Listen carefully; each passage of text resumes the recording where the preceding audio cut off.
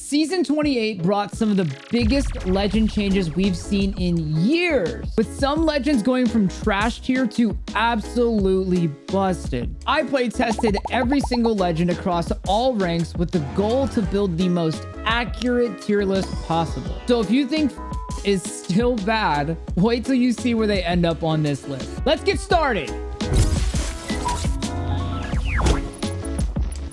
With the new season officially released, Apex gave us a ton of new and big legend changes, with a main focus on looking to bring up legends with a low pick rate, and they definitely delivered. But we're gonna get into all of that today, and we're gonna start things off with the trash tier. This is gonna be your tier of if balance existed, these legends definitely wouldn't. And that first legend we're gonna be talking about is Gibraltar. With some of the big changes this season, such as Catalyst Walls now being able to bleed through Gibby Bubbles and more, there's just more characters that counter his utility kit than ever before. But don't get me wrong, his utility isn't completely useless, but usages for them are super niche. And with the meta continuing to shift to be more movement-based, it makes Gibby ult easily dodgeable, and the bubble can be broken by even more legends in the meta, so this puts him at a massive disadvantage. And I think the biggest nail in the coffin is that there just is way better support class options out in the game right now. Gibby, I am sorry, man. We're just dog right now. Gibby! Moving on, we're going to be talking about Pathfinder. And I know this might make people upset, but unfortunately, Pathfinder just continues to find himself in the trash tier in season 28. The current meta looks for more offensive utility, and while he is a fantastic rotational character, there is just way better and safer rotational characters that provide more team value right now. In my previous video, I actually got a lot of flack because I called him a recon character, which was wrong, my bad. But it was because in a competitive sense, I've always just seen him as a UAV or ring console bot. And unfortunately, that's all he remains to be this season. The powered zip lines are definitely nice, and they did increase the speed at which you travel on them, but I still find myself able to get fight winning damage on people trying to rotate on it. Long story short, this character is unfortunately just bad. Do not pick the refrigerator. Don't do it. Up next in the trash tier, we're going to be talking about Ballistic. At the start of season 26, Ballistic had one of the highest pick rates as his ultimate gave team-wide ground speed, infinite ammo, and reload buffs, which duration could be continuously increased by knocking enemies. This was so strong that Ballistic was consistently played at a pro ALGS level, but more recently a series of hefty nerfs were sent Ballistic's way, entirely removing the group-wide 30% movement speed buff when using your ultimate, which to me felt key in hyper team fighting activation. Now it just serves as a 30 or 45 second octane stim without the damage. It's even worse off too, since they removed the extensions on knocks. Don't forget that. So his ultimate can no longer be extended by knocking people. In my opinion, that group-wide speed buff was his main selling point, and without it, he's just a subpar legend. I will say the Q dart has its nice moments though, but it also has had its damage cut in half and can no longer knock players. So although it does 15 damage, if they're lower than that, it can't do more than that to knock the player. And that brings us to the last and final legend of the trash tier, Vantage. Vantage since release has just been missing that separation from other legends to be strong. The Q jumping mechanics have always felt clunky, not smooth, and requiring way too much wind-up time to send out your bat. The damage with your ultimate is not bad at all, but sending out a goddamn bat signal every time you ADS on someone just doesn't make it feel like that covert sniper role you'd want her to be. And for those defending the sniper damage, you can just pick up any other marksman and be just about as impactful with any type of long range. And with the similar competition in the gun pool, it just doesn't make her very unique. The only decently redeeming factor of Vantage, I would say, is the more recent change of being able to hit both ring console and UAV, as 2-for-1 console value is genuinely nice, but unfortunately it's just not enough. With the trash tier out of the way, we are going to be moving on to the C tier. This is your more playable but Why would you? More specifically, these will be your niche situational legends that are in desperate needs of buffs and changes. So they're not entirely bad, but let's not pretend they're good either.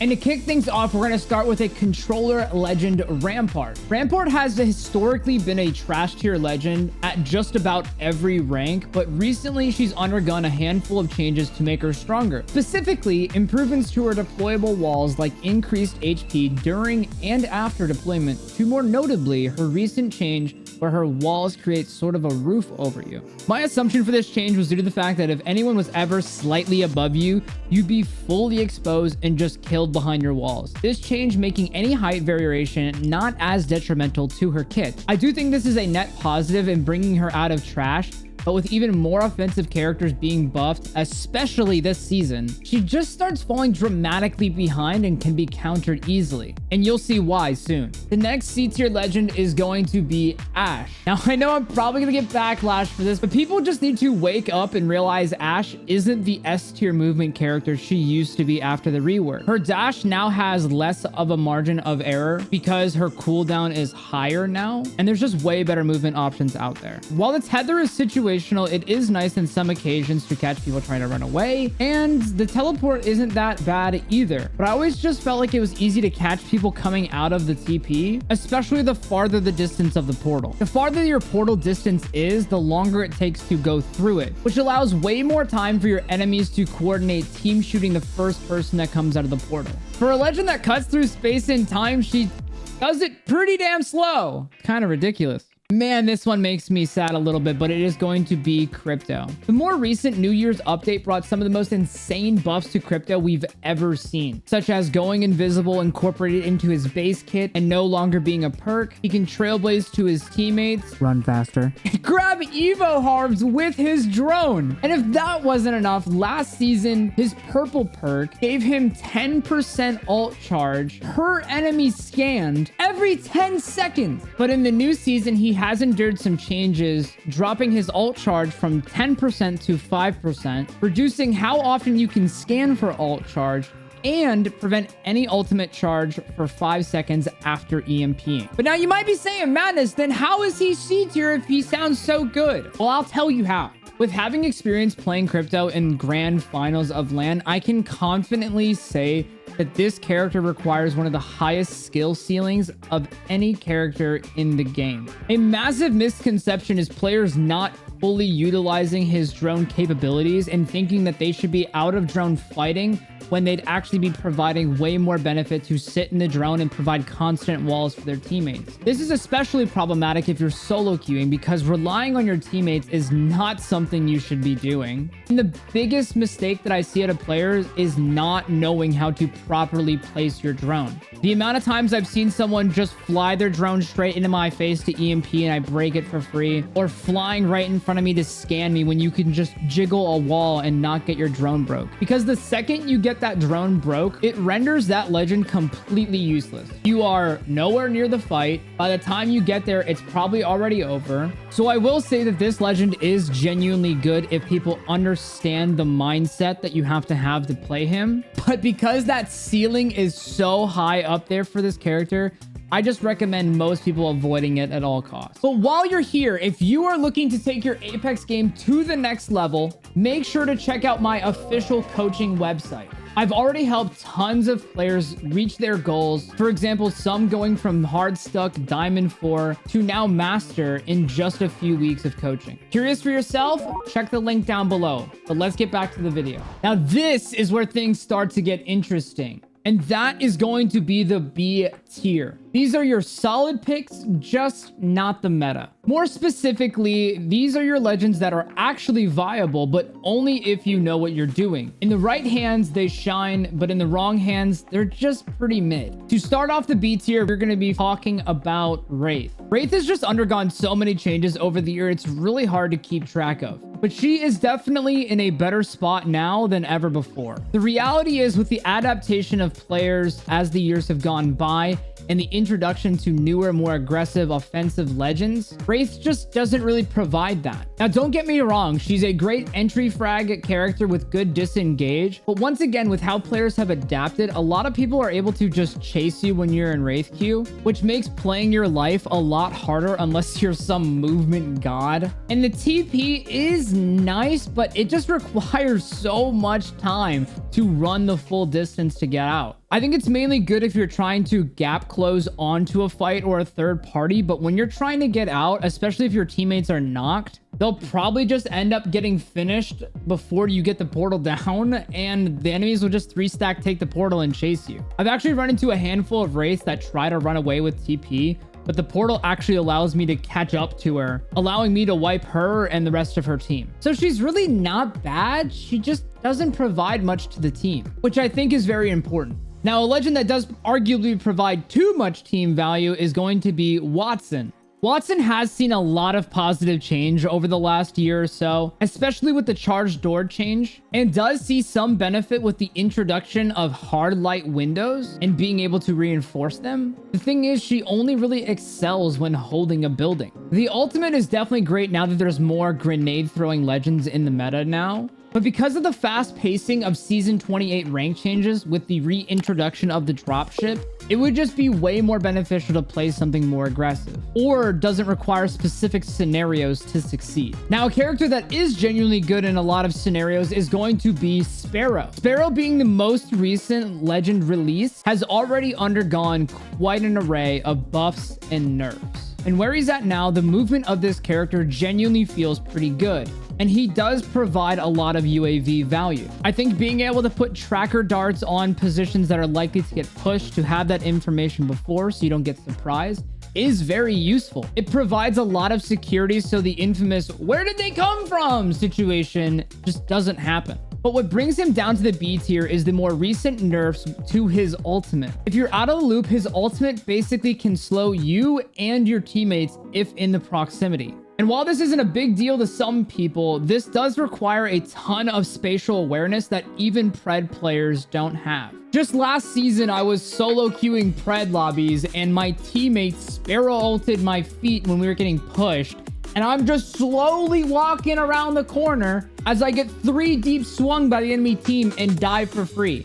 If they were ever to remove that slow change to your teammates, I think you would easily go back up to A and S tier. Now, a legend I don't know if we'll ever see in A or S tier is going to be Mirage. Mirage is another character that I think has had one of the biggest glow ups of any legend in the history of Apex, with massive improvements to his clones over the years, his massive potential for outplays if played correctly. With a perfectly timed ult, a lot of players, including myself, won't know which Mirage clone to actually shoot, and this can provide a lot of advantage to get a big opening spray on someone when they try to figure out who to shoot. And overall, he is a solid support option. Going invisible while rezzing allows for resets that no other character can. Unfortunately, he is just a more niche character that really does require some strategic thinking. But if you like him and understand how to use his abilities, he's not a bad pick at all. And that brings us to another support legend that you cannot go wrong with, and that is going to be Conduit. Conduit is just a very strong support class option that really excels in maintaining strong fight tempo, meaning she allows for continued pacing of fights and disengage without having to die while healing. If you're taking an engagement with a team and you guys kind of trade damage, you can conduit queue your teammates, and within a second or two, while the enemies are batting, you can start to retake space from them and continue that aggression, which may allow for you to catch them off guard while trying to reset and can win you the fight. And this works both ways. I can't explain how many fights I've had where I get hard entry on a team and we start to push up, just to realize once we get there, they have been full conduit queued with 200 HP, and we put ourselves in bad positions and ultimately die because we thought they were lower than they actually were. And for those that understand cutting line of sights, her ultimate is also pretty good too, to create a barrier, allowing for more consistent resets too. Anything that buys you time to just heal and re-engage a fight is going to be a good choice to play. The reason she finds herself in B tier is I feel like support legends are just not the strongest picks in the game right now, They require a very specific playstyle to succeed and excel, and just have a heavy reliance on your teammates. And for those solo queuing, I just don't feel like you're gonna have a great time. Thus bringing us to Bloodhound. Bloodhound has undergone some of the most dramatic changes we've seen in their kit in years. It's a little too early to tell, but Bloodhound could very well end up being A or potentially even S tier as the season progresses. So we had some minor adjustments and quality of life changes, like your scan duration being up to 4 seconds from its previous 3, and full body scans now lasting 2 seconds instead of 1.5 seconds. A lot of the screen clutter and things that made it hard to see on Bloodhound were changed or removed with this patch. Now let's get into the juicy stuff. Bloodhound's ultimate cooldown was reduced to 2.5 minutes from its previous 4 minutes. The activation time was reduced by roughly 20%, and knocks while your ultimate is active increase the duration by 5 seconds. It's also worth noting that your ultimate will always reset to 10 seconds remaining. So if you get a knock with 1 or 2 seconds left in the ultimate, it will reset it to 10, essentially getting double the value of that 5 seconds. I know that's pretty good, but wait, there is more. And while those weren't nice, we got some bigger stuff to talk about, and that's the perks. We have 2 new perks introduced at level 2 called Taste of Blood and Raven's Flight. Taste of Blood will essentially regen 50 health when you get a knock with your ultimate active. And Raven's Flight essentially doubling the distance that you can scan your ravens to find out where players might be. Things may change, but I feel like Taste of Blood is a no-brainer. Having 50 shield regen on knocks when your ult is active just makes this character insanely strong at fight tempo. And we also saw a level 3 or purple armor perk introduced called Hunter's Agility. And this perk compared to Odin's Glare is just a no-brainer. Hunter's Agility allows your tactical to activate faster and gives a 5-second reduction on its cooldown, which I think is just massive. A very common misconception which brings this character to B tier is if you play Bloodhound, you should almost permanently be backline. It is a recon class after all, and if you want to maximize its value, you should be in an anchor position spamming scan info and playing off your teammates to see the highest success. While fast in Bloodhound ult, it isn't enough of a disengage value to be like an entry frag character. You should be valuing your life the most on your team so you can give continued scans as the fight progresses. But if you can do that, this character is a fantastic pick. And the last recon character that requires that same sort of anchor mentality is Seer. And similar to Bloodhound, Seer's kind of consistent high uptime on walls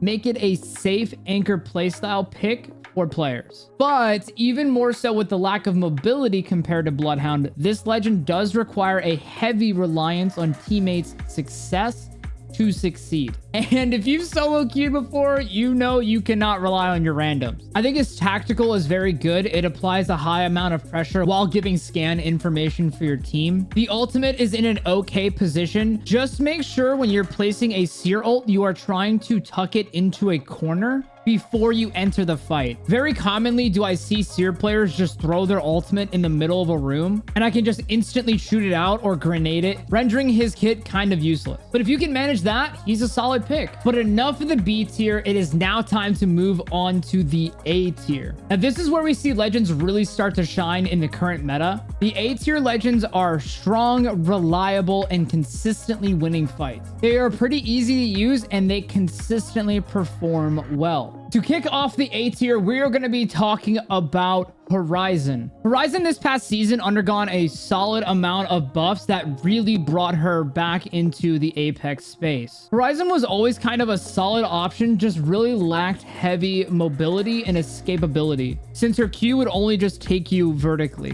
But this previous season, that was completely changed. The glide perk was introduced at blue armor, that essentially allowed Horizon to glide with her drone for up to 5 seconds. This allowed for some of the most insane escapes that I've seen out of players in a long time when the fights go south, which in my opinion is incredibly important. Now, they did make a recent change to Horizon, dropping her glide uptime from 5 seconds to 3 seconds. And whether it is intended or not, I did see posts about this new season saying that her glide time is now 5 seconds again, although it wasn't talked about in the patch notes. So it could potentially be a bug that might get fixed soon. So keep an eye out for that. And obviously Horizon ult is just very strong, very consistent, really good at closing out fights once enough pressure has been applied, and especially if a team is turtling in a building behind a door. The character is just a good and fun pick, and find her still being a very solid option into the new season. And next up is Maggie. In season 28, we saw the introduction of hard light meshes. Basically, all the glass windows in the game were taken and changed into breakable objects. These meshes have 200 HP and can be broken in a ton of different types of ways. But there are 4 types of ways that they actually take increased amounts of damage. Explosive damage is multiplied by 8.5 times. Shotgun damage is multiplied by 2.5 times. Snipers by 3.5, and legend abilities increased by 10x.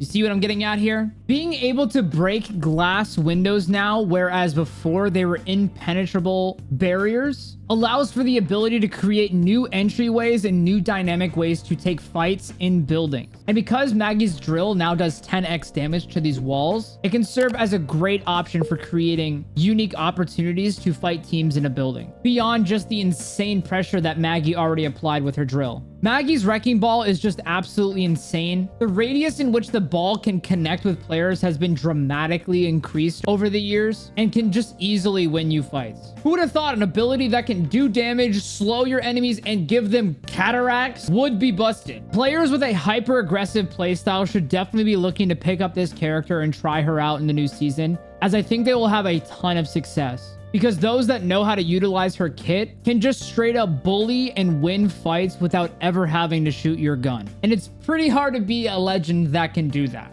And that brings us to a legend that does no damage at all with her abilities. And that's going to be Loba. Loba has also seen quite the resurgence in the last year or so, and I think remains to be a very viable and dynamic support option, especially with the recent perk changes allowing for 2 bracelet charges instead of 1. This makes Loba not only an extremely useful character in providing team value with constant ults that allows for great economic sustain, but now just has some unmatched escapability. For players that find themselves really drawn to the support style of play, Loba is a fantastic option, especially for solo queue players. Her ultimate being on a relatively low cooldown also allows for the ability to grab your teammates' banners within the radius without using a charge at all. And again, that double bracelet ability just allows you to quickly escape to reset your team and get them back into the fight. So if the support playstyle is for you, Loba is a fantastic pick, especially for solo queue players. Another great option for the support playstyle is going to be Newcastle. It's worth noting that Newcastle very recently went under some changes that increased his movement speed while rezzing and the movement speed of his tactical shield, all into his base kit. This character is just an extremely reliable defensive support option.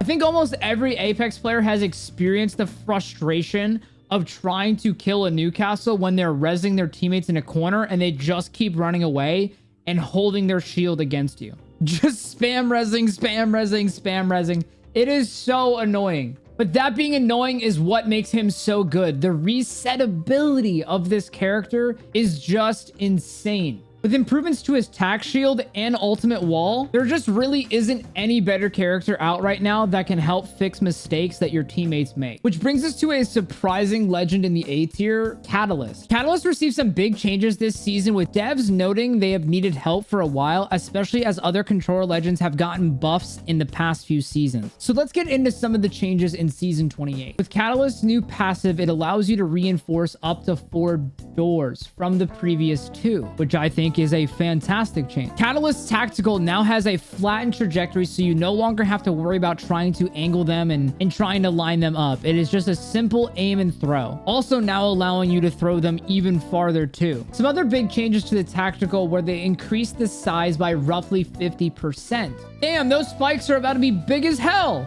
They reduced the delay before spikes can deal damage from 2 seconds to now 1. You can now have a maximum of 3 traps from the previous 2. But with all these improvements, they did make the activation radius reduced by about 20%. Meaning now you have to be a little closer to the spikes before they activate. One of the biggest and coolest changes I think they made to Catalyst's ult is you can now deploy the ultimate horizontally. So instead of only being able to throw a wall straight out in front of you, you can now create like pockets for yourself since you can deploy them horizontally now. I think this is actually a fantastic change because now if you're getting kind of pushed and inted by a full 3-man, you can horizontally deploy a catwall, completely cutting off their line of sight. Whereas before, if you wanted to do that same sort of thing, you would have to like slide out into the open, turn and throw it out, then go back.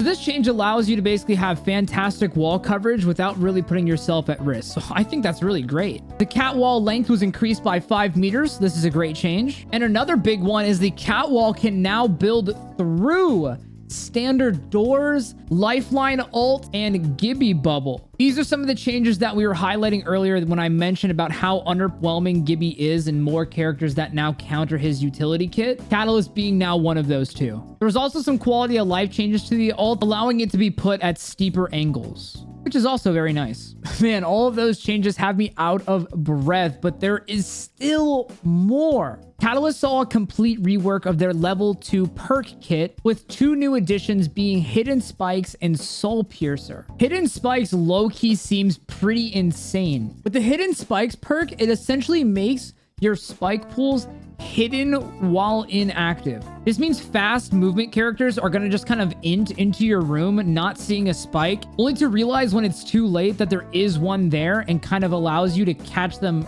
very off guard. So I think this perk is super cool. And the other perk, Soul Piercer, makes it so spike traps activate 50% faster and deal 5 more damage per hit. I honestly think both these perks are very good and can be highly valuable in certain situations. I'd lean more towards the Hidden Spikes perk, but I honestly think Soul Piercer is great too. But overall, a ton of amazing changes to Catalyst that I really feel like is going to bring their play rate up a lot and overall make them a way better console legend. So fuck yeah, dude. Love to see that. A few legends remain in the A tier, and the next one we're going to talk about is Caustic. Caustic is just undoubtedly the best controller legend that is in the game right now, as not only is he a great defensive legend allowing for really good space control, but he's also a fantastic aggressive character as well. You know a character is busted when a single ability can wipe out an entire squad within seconds. And that is kind of the embodiment of Caustic. He's had several improvements over the last few patches that have continued to upgrade his kit, allowing for what feels like unlimited barrel usage when in Caustic ult. Players that really understand how to barrel forward to continue to take space from players when playing a position will provide incredible amounts of value to the team. I will say it is a little goofy that enemy Caustic ults and gas will affect you even if you're Caustic, considering they're both wearing a gas mask, but I don't know, maybe they got different strains of gas or something. Nonetheless, players looking to play a controller level class to have that zone information consistently can reliably choose Caustic without losing out on any type of aggressive play. And yet another character that remains to be strong in season 28 is the perfect embodiment of a sleep paralysis demon, Revenant. With Revel literally turning you into the Terminator, it allows players to take longer and less optimal 1v1 chows and still be able to win them just because of the sheer amount of HP that they have. And when you do find yourself taking way too much damage, the escapability of rev jumping is insanely valuable. So if you're looking for an aggressive character where you can just turn your brain off and just take fights all day, this is kind of the character for you. Another character that kind of fits that playstyle is actually going to be Octane. In the recent update, we've seen some of the biggest changes to Octane's kit since he was released so many years ago. Not only is he this crazed speed junkie that's really hard to track consistently, but with his recent kit changes, he's able to give group-wide fortified and speed buffs, which allow for so much group-wide team tempo, making coordinated groups extremely powerful. Throw in the addition of a higher passive healing rate in with the healing stim that he also now gets. His character just really never takes damage while being able to stim and speed across the entire map, which was kind of his big caveat for the longest time. Yeah, being able to run and sprint across the map was fine, but you end up ultimately just being 1 HP, and if you run into someone, you're just kind of dead in 2 bullets. But those days are over. For players looking to play an aggressive and kind of selfish character while still providing a little bit of team value, Octane is in a fantastic position, and I genuinely recommend people giving him a try because he is a ton of fun to play right now. Man, we finally made it, but we are at the S tier. If you've made it this far into the video, please drop a like and subscribe to the channel if you're new, as I have a ton of really exciting FPS content planned. I also recently dropped some hilarious gameplay showing how altars should be played in even the highest tier of ranked matches. I really want to focus on doing more fun content in the channel, so I would super appreciate y'all checking it out after this video is over. But we have finally arrived to the S tier. These will be your legends. If you don't abuse them, someone else will. These legends define the meta, dominate ranked, and literally warp how Apex is played. If you want the highest chance to win your games right now, these are the legends you should be looking to play. The first legend we're going to be talking about is Valk. Like many other legends in this video, Valk has also received a ton of amazing quality of life changes over the last several patches that have really brought her kit to life. For the longest time, the biggest struggle to Valk's utility kit was the insanely high wind-up time required to activate and deploy your Valk ult. But that has since been removed. The time to activate, deploy, and wind up your Valk ult has been significantly increased, where trying to track a player in a Valk ult is nearly impossible. This change essentially gives players unmatched escapability when fights inevitably seem to go wrong. Unless they're also playing a Valkyrie, there's just no way the enemy team is going to catch you. Basically guaranteeing consistent resets as long as you can get the Valk ult off. Some other fantastic changes have been the implementation of the wall hacks that you get while flying in Valk ult. It has just been greatly improved and completely wipes the chance of landing in a position or building and hoping that there's someone not inside. This can also be useful to identify enemy positioning and coordinate when a player is split, making it easy to just straight up dive that person, kill them, and get a free entry knock. Mix that with the addition of being able to shoot your Valk missiles while flying to stun the target before even landing. Valk's kit really offers a good balance of everything you may need, whether you're solo queuing or 3-stacking with friends. So if you enjoy Valkyrie, she is a fantastic pick for Season 28. And before we get into the top 3, that brings us to the next character, Bangalore. When recording this video, it's actually crazy to think about how long Bangalore has just been a very strong legend and continues to be so with the utility kit additions to her smoke. I mean, her smoke can instantly break doors, instantly clear any and all caustic gas, destroy Newcastle tacticals, and not to mention a single amplified Bang ult missile can destroy an entire Newcastle wall. Bangalore is just a fantastic example of a character that can create and make crazy plays and counter almost any defensive legend in the game. Combining all of that with the smokes also serving as a great rotational tool to either smoke off enemy line of sights or your own to guarantee crosses and rotates. Bangalore is a very well-rounded, aggressive character that is consistently strong at any tier of ranked play. But now, the moment we've all been waiting for. My top 3 legends of Season 28.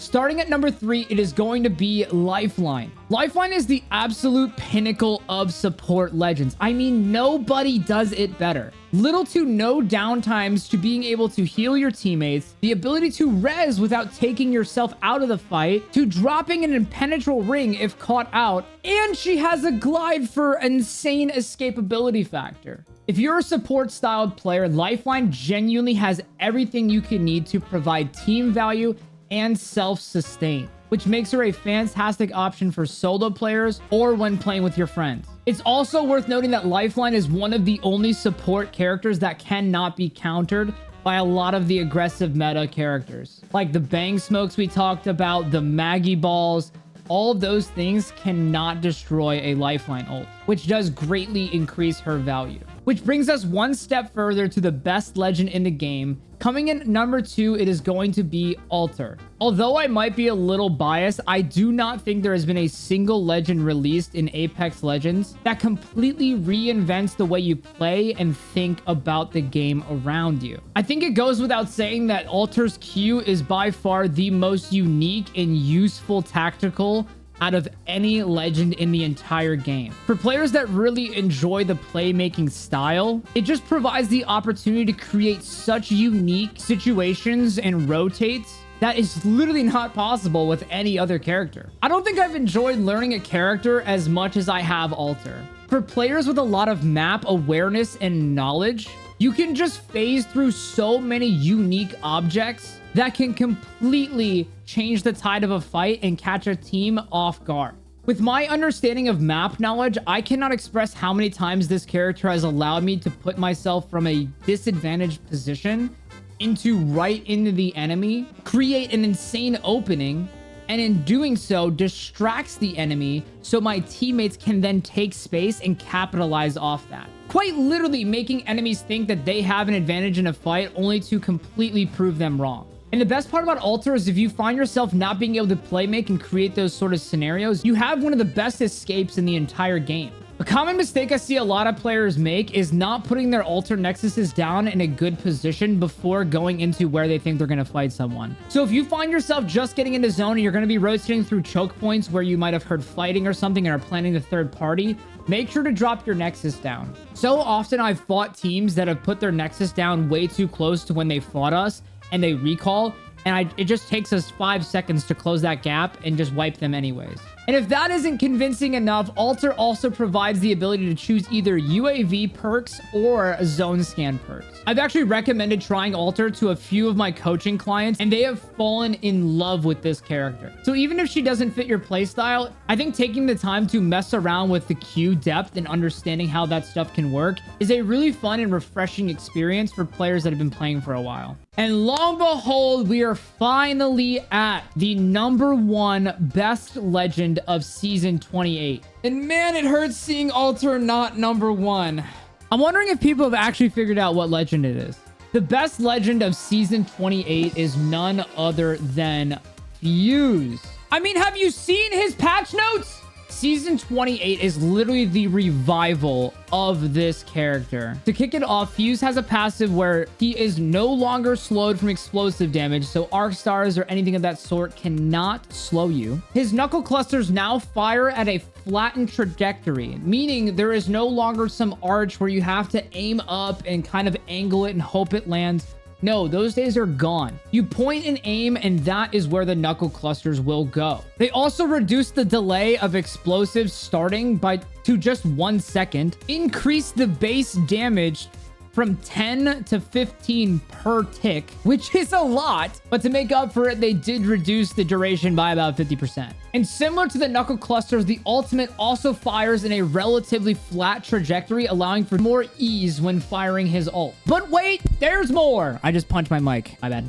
When he fires his ult, it essentially explodes to the ground and sprays out a bunch of smaller bombs, which blow up around the landing point that deal crazy damage. On top of that ultimate rework, they also made it so when you aim down the sights, the mortar can pierce cover up to 13 meters deep and deliver explosives to the other side. That means if a team is playing inside a building, you can essentially aim your Fuse ult at the wall behind where they're playing. Fuse ult, your explosives will penetrate through the wall, and blow up on the enemies inside the building. This is a huge change considering the biggest caveat to Fuse is his ult was always just really only best used when outdoors and having enough space to get a decent ult down. But none of that matters anymore. Apex also did a complete rework to his perk kit as well, with his level 2 or blue armor perks giving you either pyrotechniques or knuckle jumper. Pyrotechnique makes your ultimate drop behind patches of fire for 8 seconds, but the real fun one is knuckle jumper.